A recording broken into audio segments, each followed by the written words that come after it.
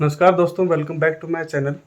तो जैसे कि मैं अभी अपने नोट्स देख रहा था मैथ के, जो कि मैंने एएलपी 2018 की जब वैकेंसी निकली थी तब बनाने शुरू किए थे। और वो देख इसलिए रहा था क्योंकि अभी हमारी निकली है जीडीसी की vacancy, general departmental competitive exam. वो केवल रेलवे एम्प्लॉयज़ जो कि वर्किंग में हैं वही एलिजिबल हैं दोस्तों।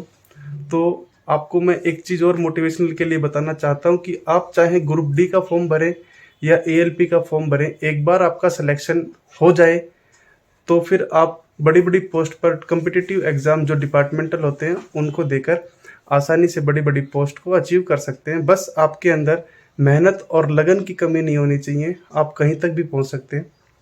तो मैं आपको आज शेयर करता हूँ मेरे जो मैथ के नोट्स मैंने प्रिपेयर करे थे, शायद वो आपके लिए थोड़े बहुत फ़ायदेमंद हों, या किस तरह से मैं नोट्स बनाता था, किस चैनल से मैं पढ़ता था और कैसे कैसे। तो आइए देखते हैं। तो दोस्तों, ये मेरी लक्की नोटबुक थी। इसको ख़रीदने से पहले दोस्तों मैं एक प्राइवेट जॉब में था जिसको मैं छोड़ के आ गया था, और बस मैंने टीचिंग करना और ट्यूशन पढ़ाना चालू किया। और जैसे ही एएलपी की जॉब आई थी तो मैंने टीचिंग भी छोड़ दी थी, केवल अपने घर खर्चे के लिए ट्यूशन पर पूरी तरह आश्रित हो गया था। तो देखिए, मैंने लिखा भी है यहाँ से कि 3 तारीख से 4 सितंबर 2018 को मैंने ये बुक बनाई थी। मैं दोस्तों स्टार्टिंग में करता था सीजीएल की तैयारी, और इंग्लिश का बेस बनाने के लिए मैंने इस बुक को स्टार्टिंग में बनाए थे नोट्स इंग्लिश के। और कुछ दिन के बाद फिर आ गई थी दोस्तों वैकेंसी। और हाँ, ये देखिए, तो वैकेंसी आ गई थी फरवरी में। और वैकेंसी आने के बाद फिर मेरे को दिखा कि हाँ, इंग्लिश तो आएगी नहीं एएलपी में। तो फिर मैंने एएलपी की क्लासेस को बाई साइड करके इस बुक को कन्वर्ट कर दिया था हमारी मैथ के लिए। तो देखिए किस तरह से मैंने अपना जो जोन है उसको सेलेक्ट किया था दोस्तों। तो देखिए, मैंने मुंबई को भी सर्कल किया हुआ है। तो मैंने सभी वैकेंसीज़ को लिख लिया था, और किस में ज़्यादा वैकेंसी हैं और किस में नहीं। ये वीडियो मैंने अभी डाला है कि कौन कौन सी जोन आपको सेलेक्ट करनी चाहिए और कैसे, और कौन सी प्रेफर करनी चाहिए, कितनी टेलीकॉम की हैं। इस चीज़ को लेके आपको बाद में बताऊंगा। टेलीकॉम की वैकेंसी अगर आपकी उसमें ज़्यादा होती तो क्या फ़ायदा होता है, और वही जिसमें टेलीकॉम की जॉब मतलब एसएनटी टेक्नीशियन 3 की जिसमें वैकेंसी ज़्यादा होती है, उस वाले को सिलेक्ट करने से आपको क्या फ़ायदा होगा, उसके बारे में हम डिस्कस करेंगे। तो फिर दोस्तों मैंने स्टार्ट किया था, जो मैंने बहुत सारे चैनल दोस्तों देखे कि किस चैनल से मैं करूं, क्योंकि एक बार मैं जो किरण पब्लिकेशन की किताब है उसको कर चुका था, और दोबारा मैं चाह रहा था कि मैं थोड़ा सा एक क्रैश कोर्स कर लूँ। तो दोस्तों मैंने किया था सुमित सर की क्लास को ज्वाइन, जब वो पहले वाईफाई स्टडी में पढ़ाते थे। तो सुमित सर का मैं बहुत बहुत धन्यवाद करता हूँ, और उन्हीं के आज वजह से मैं as a assistant loco pilot working में हूँ। तो देखो, मैंने दोस्तों इसको स्टार्ट कर दिया था 15/11/2018 से। थोड़ा सा लेट किया था क्योंकि वैकेंसी आ गई थी जल्दी से। CBT 1 में मैंने ज़्यादा तैयारी नहीं करी थी, क्योंकि मेरी तैयारी पहले से ही थी। किरण पब्लिकेशन वगैरह मैंने स्टार्टिंग से कर रखी थी। पर CBT 2 के लिए दोस्तों मैंने उसको, जब ये लगा कि हाँ अब मेरा सिलेक्शन हो सकता है, तो फिर मैं जम के पूरी अपनी मेहनत लगाना चालू कर दिया था दोस्तों। तो सर की एक क्लास का लिंक था मेरे पास, जिसमें 25-26 वीडियो 95 या 90 के आसपास वीडियो थी। पूरा मैथ का सिलेबस उसमें था। तो मैंने दोस्तों मान लिया था कि मैं अब सर की हर क्लास की वीडियो को बनाऊंगा, जो जो इम्पोर्टेंट फार्मूलेज लगेंगे उनको लिखूंगा, और बस नौकरी पाकर ही रहूँगा। तो आप देख सकते हैं, ये स्टार्टिंग में सर ने डाली थी कुछ एक दो वीडियो ऐसी डाली थी, जो भी फॉर्मूलेज लगते थे इम्पोर्टेंट। तो दोस्तों इन पे सीधा सीधा क्वेश्चन आता है। ये जो हैं ये फॉर्मूला है, मैंने लिखा भी है। इन पे सीधे सीधे क्वेश्चन आते हैं कि भाई इससे ऐसा ऐसे आ जाएगा 4/4 माइनस 1/4 माइनस 1/, तो आंसर कितना होगा, तो उसका आंसर ऐसे निकालना है। अगर प्लस का है तो उसका ऐसे निकालना है। तो दोस्तों इस तरह से मैंने नोट्स बना लिए थे। देखिए इस तरह से क्वेश्चन भी आते थे। ये हैं थोड़ा सा मेंसुरेशन का टॉपिक, सभी मिसलिनियस कराया था सारे सबने स्टार्टिंग के। फिर चालू हो गई थी क्लासेस। देखिए डे 1, डे 3 और डे 1 इधर से हैं। तो डे 3 फिर उसमें सर ने स्क्वायर रूट वगैरह सारे समझाए थे। मैं दोस्तों हर जो भी फॉर्मूला मेरे को अच्छा लगता था मैं उसको नोट डाउन कर लेता था। फिर डे 6, एक दिन में दोस्तों मैं 2 से 3 क्लासेस कर लेता था, क्योंकि मैं ज़्यादा नहीं 3-4 घंटे ट्यूशन पढ़ाता था। और पूरा दिन अपना सुबह 7 बजे से लेकर 2 बजे तक, उसके बाद 1 घंटा खाना खाने आता था घर पे, और फिर वापस 7-8 बजे तक शाम को फिर पढ़ने चला जाता था एक दोस्त के रूम पे। फिर आता था 2 घंटे केवल घर पे रहता था। बच्चे कहते रहते पापा साथ नहीं रहते। फिर पर एक बार ठान लिया था दोस्तों मैंने भी कि सिलेक्शन लेकर ही रहूँगा। इस तरह से दोस्तों सभी फॉर्मूलेज देख सकते हैं यहाँ पे। अलजेब्रा सर ने डे 14 में स्टार्ट करा दिया था। मैंने इनको लिखने के लिए दोस्तों रेड पेन का और अपना जो नॉर्मल पेन, ब्लू पेन और एक हाइलाइटर का इस्तेमाल किया था। हाइलाइटर का इस्तेमाल दोस्तों जितने भी फॉर्मूले हैं, ये जो फॉर्मूला है दोस्तों ये तो बहुत ही इम्पोर्टेंट है। इससे तो क्वेश्चन एक दो आपको देखने को मिलेंगे ही मिलेंगे। और दोस्तों सर की जो हर बात है उसमें कुछ ना कुछ राज छुपा है। आप अभी उनको फॉलो कीजिए और अपना तो प्रैक्टिकली किताबों से पढ़िए ही पढ़िए। और मैं भी दोस्तों जल्दी से स्टार्ट करने वाला हूँ। थोड़ा सा बेस से पढ़ाऊँगा कि कोई जो मेन टॉपिक होंगे उनको भी कवर करूँगा, और जैसे ही वैकेंसी आ जाती है अपना फिर स्ट्रीमलाइन पढ़ाना चालू करेंगे। फिर देखिए इस तरह से दोस्तों मैंने ये ट्रिग्नोमेट्रिक पोर्शन थोड़ा ट्यूशन पढ़ाता था, तो उससे अच्छा मेरा मैथ थोड़ा और भी मजबूत था। बहुत सारे भाई मेरे मैसेज करते रहते हैं कि सर डिप्रेशन में हैं, पढ़ा नहीं जा रहा, क्या करें, कंसंट्रेशन कैसे लगाएं। तो दोस्तों उसके लिए मैं अभी आपसे बात करूंगा, क्योंकि कल एक भाई ने जब मुझसे बात की तो दोस्तों मैं भावुक हो गया था कि यार ये क्या बात कर रहा है, इस तरह का ITI का कैंडिडेट कैसे बात कर सकता है। इतना मुश्किल नहीं है दोस्तों जॉब को पाना, बस आपने मन में ठान लेना है कि इस बार तो मैं नौकरी निकाल कर ही रहूँगा। ये देखिए mean proportion, third proportion, video 52।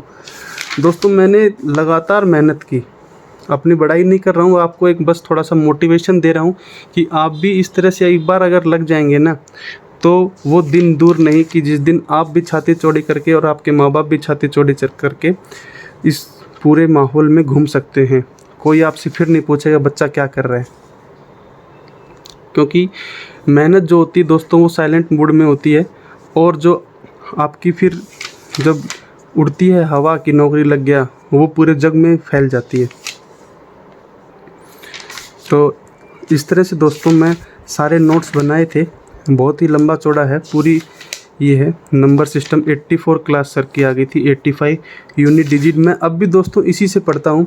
Divisibility rule कल मैं एक बच्चा था उसको सिखा रहा था डिविजिबिलिटी रूल, तो ज़्यादातर ध्यान रहता नहीं है, तो हम भी यहीं से देखते हैं कि देखिए कोई भी 6 डिजिट का नंबर होगा, अगर उसको पूछ ले कि भाई वो 7 से डिविजिबल होगा, तो हाँ दोस्तों वो 7 से डिविजिबल होगा। इस तरह के रूल आपको लिख लेने हैं, याद कर लेने हैं एक एक नंबर के। और दोस्तों ऐसा नहीं है कि मैं केवल वीडियो करता था, मैं दोस्तों side by side 2-3 coaching classes भी ज्वाइन कर रखी थी मैंने, मैं वहाँ पर भी जाता था। ये मेरे लड़के ने कर दिया दोस्तों। ये देखिए, अच्छा कोचिंग क्लासेस का मैं मिक्स नहीं करता था, मेरा इसमें आगे का पोर्शन अलग था और जो मैं कोचिंग क्लास पे पढ़ के आता था वो अलग था। और जो मेरे कोचिंग के टीचर थे और मेरी कोचिंग एकेडमी में 2 लड़के सिलेक्ट हुए थे दोस्तों। एक तो था मैं, करीबन 2 से 2,500 आदमी उसमें कोचिंग लेने आते थे, तो उसमें एक तो सिलेक्शन दोस्तों मेरा हुआ था, और जो हमें मैथ पढ़ाते थे एक उनका हुआ था। तो जो पढ़ाते थे मैथ वो बहुत सारे क्वेश्चन कराते थे हर दिन, पर दोस्तों मैं वही क्वेश्चन नोट डाउन करता था जो मुझे नहीं आते थे, जो मुझे थोड़ा सा भी कहीं पे अटका रहे हैं, वो क्वेश्चनों को मैं बहुत ही जल्दी लिख लेता था, क्योंकि सर इरेज भी कर देते थे। तो मैं सारे नोट्स जो मेरे कोचिंग क्लासेस के थे वो यहाँ पे नोट डाउन करके पीछे लेके आता था। केवल एक ही किताब बनाई थी, ज़्यादा मैं इसीलिए इसको मोटी बनाया था ताकि एक बुक रखे और अच्छी रहे। ये देखिए। तो दोस्तों ये जो वीडियो बनाने का मेरा मोटिव था, आपको ये बताना कि तैयारी करनी कैसे है, शुरुआत कहाँ से करनी है, क्योंकि मैंने पहले भी वीडियो डाली हुई है कि एएलपी कैसे बने। और दोस्तों एएलपी नहीं, रेलवे की कोई भी अगर आपको जॉब निकालनी है जिसमें मैथ, साइंस, रीजनिंग आता है, तो सभी के लिए बस यही एक रूल है, पढ़ना है और बस पढ़ना है। और जब तक पढ़ना है, जब तक एग्ज़ाम ख़त्म नहीं हो जाते और सिलेक्शन पक्का नहीं हो जाता। तो इस तरह से दोस्तों मैंने तैयारी की थी। अच्छा, ये चीज़ जब निकल ही गई तो दिखाते हैं आपको, ये क्या है। तो दोस्तों ये है, जब हमारा CBT 2 का रिज़ल्ट आया था, तब वो क्वेश्चन जो हमने अटेम्प्ट किए थे वो हैं, और जब आंसर की आई थी तो हमने मैच किए थे कि मैंने इतने किए, उसने इतने किए, हमारे रेलवे में कितने नंबर बने। ये कुछ मैंने नोट्स बनाए थे कि भाई, और भी नोट्स बना रखे हैं दोस्तों, एक अलग सी नोटबुक है जीके की, उसको भी दिखाऊंगा। ये मैथ की स्पेशल है। और अब ये जो अगला पोर्शन शुरू हो रहा है, कई भाई मेरे पूछते रहते हैं कि सर टेक्निकल पोर्शन को कैसे करें। तो दोस्तों देखिए, कहाँ से करें, कौन सी किताब लें। तो एक किताब को प्रेफर करेंगे ना दोस्तों, तो पहले एक को ही करें और फिर दोबारा दूसरी उठाएं। इतना समय लेके चलें कि एक करने के बाद दूसरी उठा लें।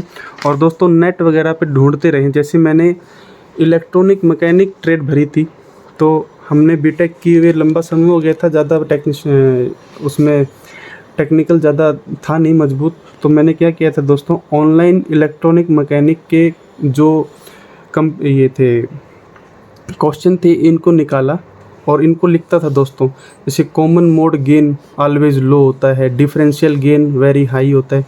तो इस तरह से मैंने जो वन लाइनर क्वेश्चन थे उनको लिखना चालू किया, और कुछ को समझता था, जो याद हो जाते थे उनको याद करता था।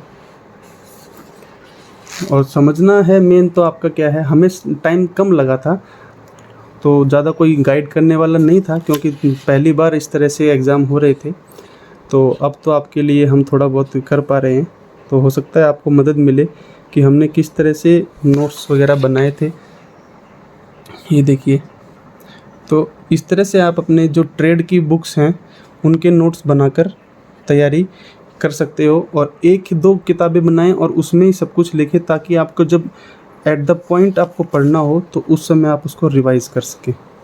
तो ये इस तरह से दोस्तों मैंने अपना टेक्निकल पोर्शन, और इसमें ऐसा नहीं कि क्वेश्चन नहीं आए थे दोस्तों, यहाँ से भी बहुत सारे क्वेश्चन आए थे। आप यूट्यूब पे जाइए वीडियोस, और उस पे जाइए गूगल पे, वहाँ पे सर्च कीजिए इस ट्रेड के जो हैं ये मल्टीपल, ये जो है वन लाइनर क्वेश्चन है, ये लास्ट में करने हैं दोस्तों आपको।